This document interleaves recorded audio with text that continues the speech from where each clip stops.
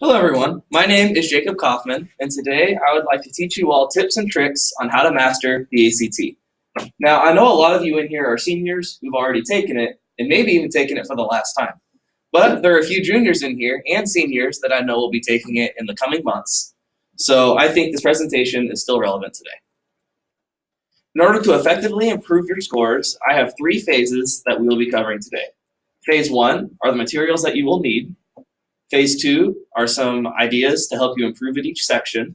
And then Phase 3 are the benefits to not only yourself, but to society in improving your ACT score. So our first point are the materials that you'll need.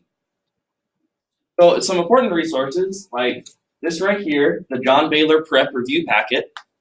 As we'll go over later, they have there's important information in there for helping you deal with every section.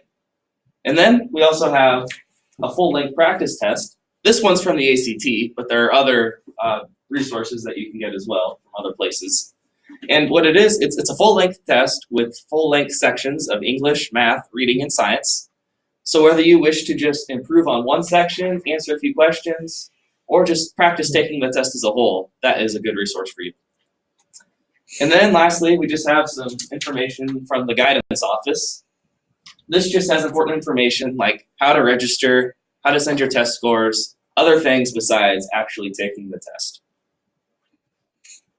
Now we have how to obtain these items. To get these items, you can go and take ACT prep classes, whether they're at AL with Mrs. Steinmetz or with John Baylor himself. Again, you can go to Ms. Steinmetz, or you can just go to the tag department in general, or you can go to the guidance office. All three of these resources and all three of these places would be happy to help you.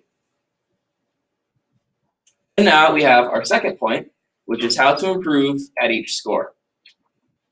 So here we have some typical English questions. But first, some important things to remember from the John Baylor packet are he has about 25 different grammar rules, ranging from how to use commas and semicolons to when to break a sentence into two complete thoughts, and just some tips on how to manage the content of the section. So here we have a question that's based upon grammar.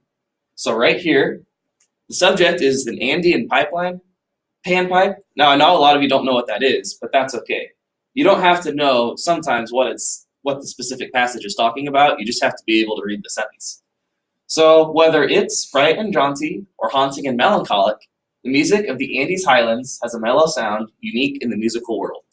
Now right away, we can tell that the subject is the music of the Highlands, and the word that's under scrutiny right here is its. So let's read through the choices. We can tell that A is incorrect because that doesn't read well. We can tell that B is incorrect because there implies that it's plural, but the music is singular. And then this word, its apostrophe, does not exist. So therefore, we know that the answer is C. And now we have another question. The antara consists of a connected row of hollow vertical pipes of varying lengths, which are then lined up. So this question is a content question. So let's do the same process again. We can cross off A because that gives us no new information, and B and D give us nothing new either. So we know the correct answer is C, arranged from shortest to longest, because that's information that we previously didn't know. So now we have a reading passage, and you don't have to be able to read this. It's a little fuzzy, I know, but basically this is just a full-length passage, and there would be questions over here that would pertain to it.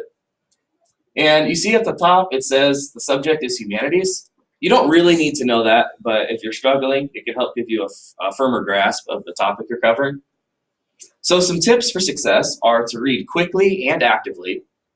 And just remember that there are 4 passages of varying themes.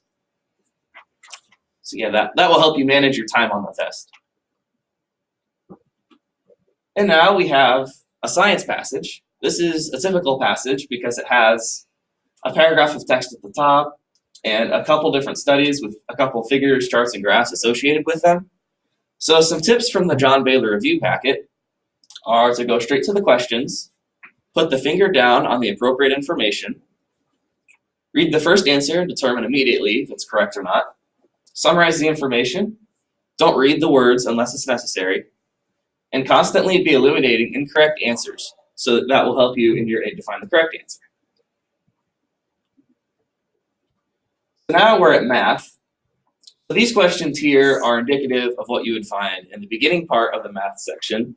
So kind of easy concepts, just geometry, graphing, terminology. These are pretty simple. They do get harder as the test goes on, but in large part, this is what you can expect. So some John Baylor advice is to put down what you know, to keep track of all the information given to you. Work clearly, so if you need to go back and look at your work, you can. Circle and bubble your work so you can keep track of important information. Double check your answer to make sure it's right. Answer all 60 questions. And then review formulas. Like we said earlier, there's a lot of geometry and math and terminology. So if you can review those concepts and formulas and other such things, that will help you immensely.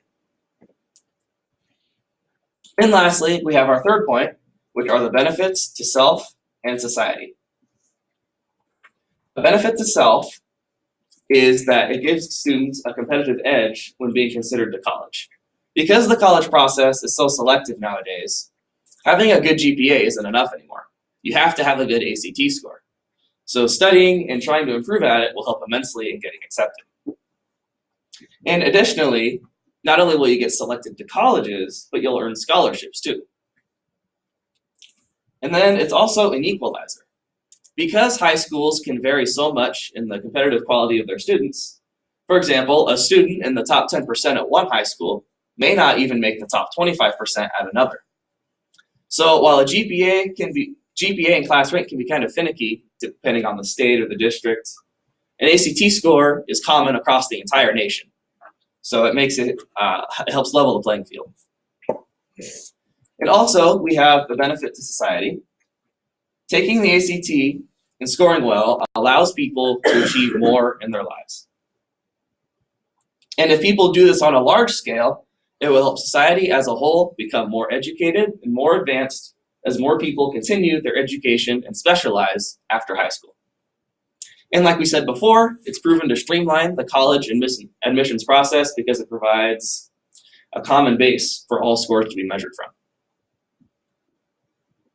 Okay, to recap what we talked about the materials that you'll need to practice and perform better on the ACT, tips and tricks on how to improve at each section, and then we covered the benefits to not only yourself, but also society as a whole. So just remember, if you practice and work hard and use the steps I showed you, maybe this could be you with a 36 on the ACT. Thank you.